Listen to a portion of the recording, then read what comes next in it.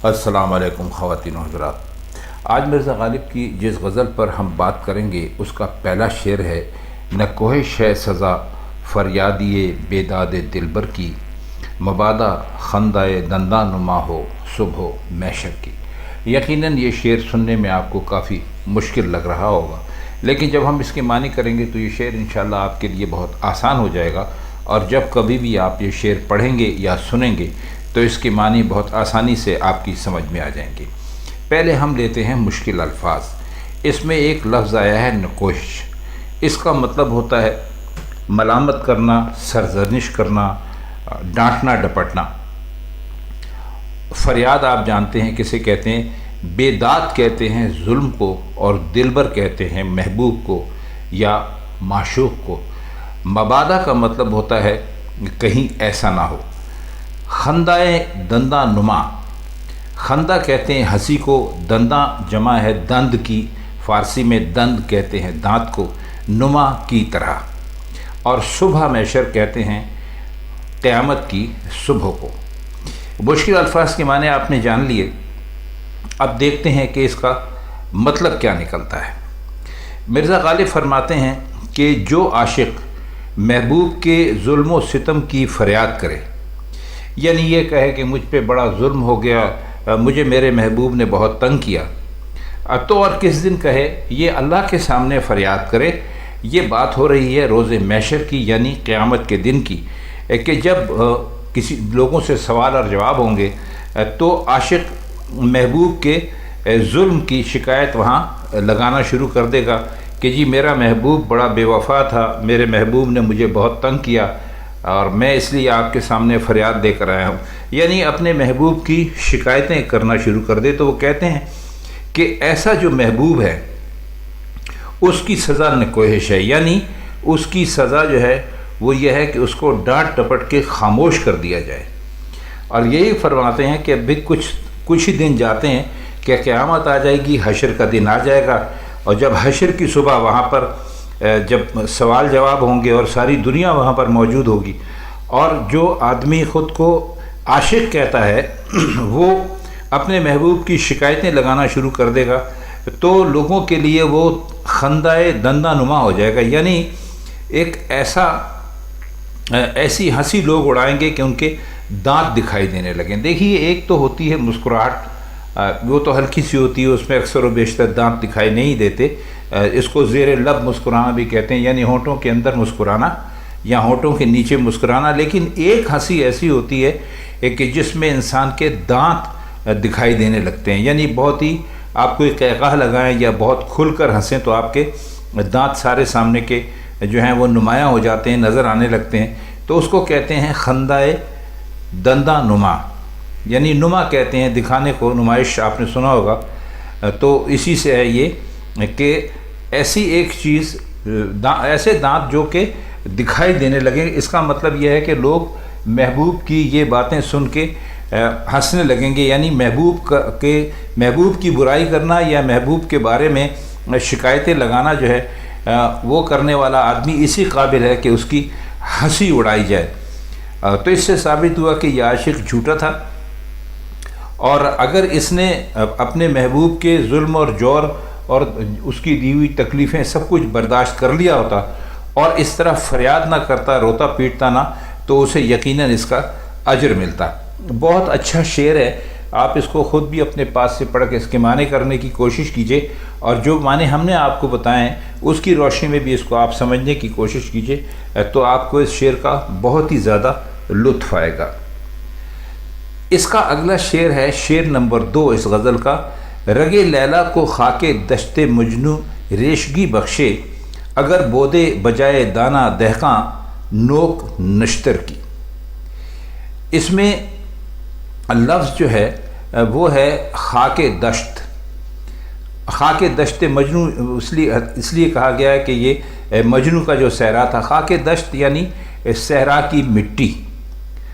और रेशगी आप जानते हैं किसे कहते हैं, रेशे की खासियत होती, यानी यहाँ पर मतलब है उगना, बढ़ना, फूलना, फलना, कुछ भी कह लीजिए। और इसमें एक और लफ्ज़ आया है निश्तर, نشتر آپ جانتے ہیں کسے کہتے ہیں؟ وہ چھوٹا سا آلہ ہوتا ہے کہ جسے جسم میں چبھوتے ہیں تو اس سے خون وغیرہ نکل آتا ہے۔ اور دانہ سے مراد وہی ہے گندم کا دانہ، جو کا دانہ، مکی کا دانہ، کسی بھی چیز کا دانہ جو زمین میں بویا جاتا ہے جس سے پھر فصل نکلتی ہے، فصل پھوٹتی ہے۔ تو اب اس میں فرماتے یہ ہیں اس شعر میں مرزا غالب کہ اگر کسان اس صحرا میں جہاں مجنوں نے زندگی گزاری، اسی لیے اس کو خاک دشت مجنوں کہا گیا ہے، دشت مجنوں یعنی مجنوں کا صحرا۔ تو مجنوں کا صحرا اس لیے کہا گیا کہ مجنوں کی کوئی وہ جائیداد نہیں تھی، چونکہ مجنوں اس صحرا میں لیلا کی یاد میں بھٹکتا پھرتا تھا تو اس لیے اس کو دشت مجنوں کہہ دیا، یعنی مجنوں کا صحرا۔ تو فرماتے یہ ہے کہ یعنی اس صحرا میں جہاں پر مجنوں بھٹکتا پھرتا تھا اور وہیں مر کے اور مٹ کے خاک ہو گیا تھا، دانے کی جگہ نشتر کی نوک بو دے تو اس صحرا کی خاک نوک نشتر سے لیلا کی رگ اگائے اور اسے پھولنے پھلنے کی قوت دے دے۔ اب یہ اصل میں تو یہ قصہ ہے جس کو مرزا غالب نے اپنے اس میں بیان کیا ہے۔ قصہ ہم آپ کو سنائے دیتے ہیں۔ ایک مرتبہ ایسا ہوا کہ لیلا کے خون میں کوئی خرابی پیدا ہو گئی، یا اس وقت کے حکیموں نے کہا کہ بھئی آپ اپنی فسد کھلوائیں۔ اب آپ پوچھیں کہ فسد کیا ہوتی ہے؟ تو فسد یہ ہوتی ہے کہ ایک کوئی خاص طریقے کا نشتر ہوتا ہے، وہ رگ میں چبوتے ہیں تو اس سے جسم کا فالتو خون نکل جاتا ہے اور مریض کو سکون مل جاتا ہے۔ تو اس سارے واقعے کو اپنے شعر کی بنیاد بنایا ہے مرزا غالب نے۔ تو ہوا یہ کہ جب ادھر لیلا کا جو تھا وہ خون جاری ہوا، ظاہر ہے اس کے لیے تو باقاعدہ انہوں نے انتظام کیا تھا، تو کہتے ہیں کہ ادھر مجنوں کا جو ہاتھ کی رگیں تھیں ان سے بھی خون نکلنے لگا۔ اب یہ ایک طرح سے لیلا مجنوں کا قصہ ہے، اس میں کچھ سچ جھوٹ سبھی کچھ ہو سکتا ہے۔ تو بس وہ بتانا یہ چاہتے ہیں کہ محبت کا اتنا زیادہ اثر ہوتا ہے کہ ادھر لیلا کو تکلیف شروع ہوئی تو ادھر مجنوں کو تکلیف شروع ہو گئی۔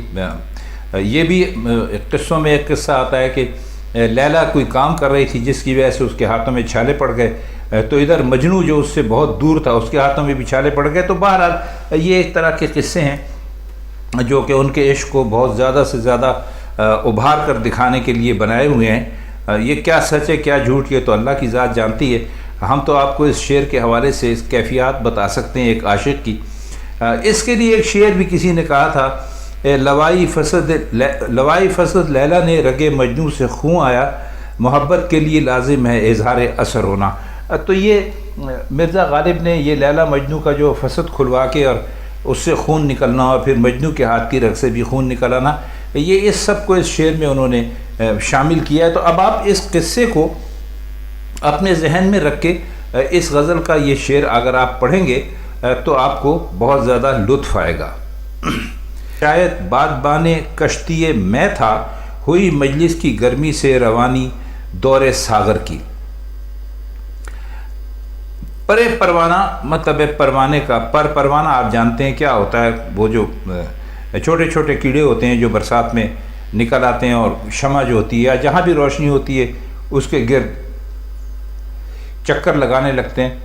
اور بادبان کہتے ہیں اس بڑے سے پردے کو آپ نے دیکھا ہوگا جو کشتی میں ایک طرف لگا دیا جاتا ہے، تو جب ہوا اس کو لگتی ہے تو اس کے زور سے کشتی آگے کو بڑھنے لگتی ہے۔ اور میں کہتے ہیں شراب کو، اور روانی کہتے ہیں چلنے کو، پھرنے کو، گھومنے کو، اور دور ساغر کہتے ہیں، ساغر شراب کا جام ہوتا ہے، دور ساغر کہتے ہیں وہ شراب کا جام جو پوری محفل میں گھومتا رہتا ہے، کبھی ایک آدمی کے ہاتھ میں ہوتا ہے کبھی دوسرے آدمی کے ہاتھ میں ہوتا ہے۔ تو فرماتے یہ ہیں کہ مجلس گرم ہوئی، یعنی اس میں خوب رونق ہوئی، اس میں خوب شمعیں جلیں، روشنی ہوئی۔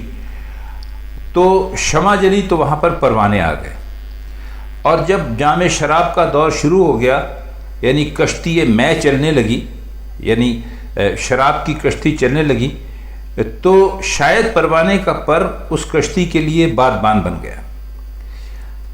شعر کا مطلب تو یہی ہے۔ باقی مرزا نے لفظوں کا ایک عجیب و غریب جادو چلانے کی کوشش کی ہے جس میں کوئی حسن نظر نہیں آتا۔ شراب کی کشتی وہ ہوتی ہے جس میں شراب کی بوتلیں رکھ کر حوض کے اندر چلا دیتے ہیں، پرانے زمانے کی بات ہے، اور حوض کے گرد لوگ بیٹھے ہوئے ہوتے ہیں، تو اس میں یہ ہوتا ہے کہ شراب جو ہے وہ سب لوگوں تک پہنچ جاتی ہے۔ اب کشتی کے لیے ابھی آپ کو بتایا کشتی کے چلنے کے لیے بادبان کا ہونا ضروری ہے، اور مرزا نے کشتی میں کے لیے یعنی شراب کی کشتی کے لیے پروانے کا پر تلاش کیا۔ تو مجلس کی گرمی کا ایک لازمی جز تو ہو گئی شمع۔ اب شمع پر پروانوں کا آنا جو ہے وہ لازم ہے۔ اس طرح مختلف چیزیں جوڑ کر مرزا نے ایک طرح سے ایک منظر پیدا کر دیا ہے۔ آئیے شعر نمبر 4 دیکھتے ہیں۔ کروں بیداد ذوق پرفشانی عرض کیا قدرت کہ طاقت اڑ گئی اڑنے سے پہلے میرے شہپر کی۔ پرفشانی کا مطلب ہوتا ہے پر پھڑ پھڑانا۔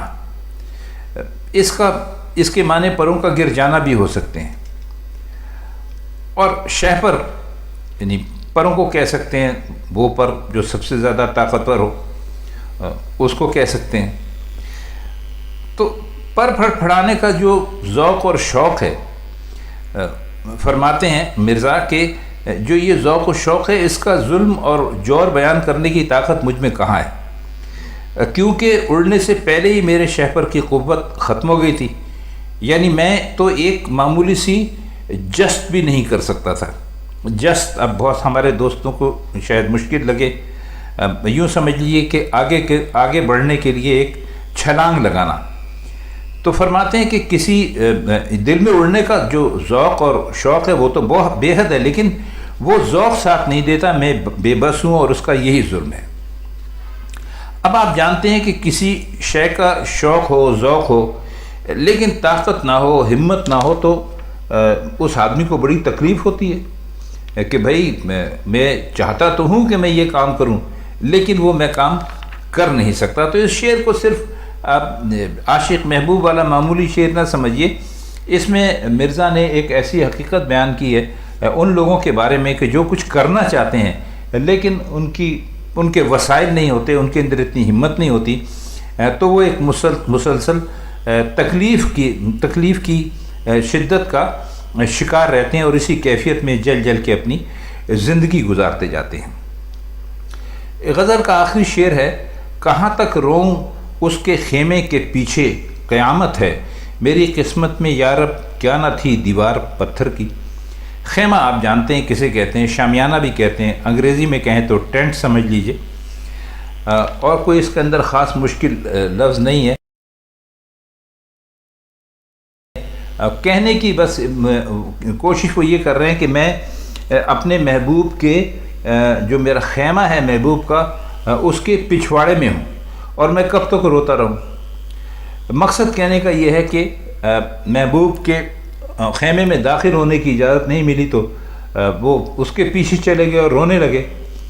فرماتے ہیں کہ اب چونکہ خیمہ ہے، کوئی پختہ جگہ تو ہے نہیں کہ اس میں دیواریں ہوتی، تو کہتے ہیں کہ یا اللہ میاں خیمے کی جگہ یہاں پر اگر پتھر کی دیوار نہیں تھی کہ میں اس سے سر پھوڑ لیتا اور میرا جھگڑا ہی ختم ہو جاتا، اب خیمے سے سر میں کیسے پھوڑوں، وہ تو کپڑے کا ہے۔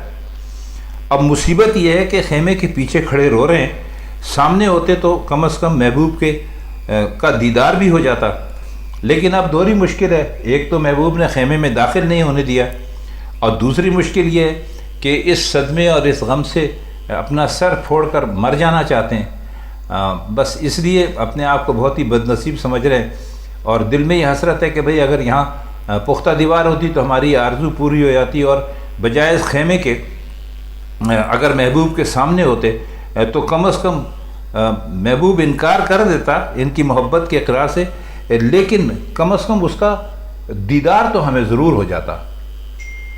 تو خواتین حضرات، یہ مرزا غالب کی آج کی غزل اور اس کے مشکل الفاظ کے معنی اور شعروں کا مطلب تھا۔ اب ہم مرزا غالب کی کسی اور غزل کے ساتھ آپ کی خدمت میں پھر حاضر ہوں گے، تب تک کے لیے ہم چاہتے ہیں آپ سے اجازت. خدا حافظ.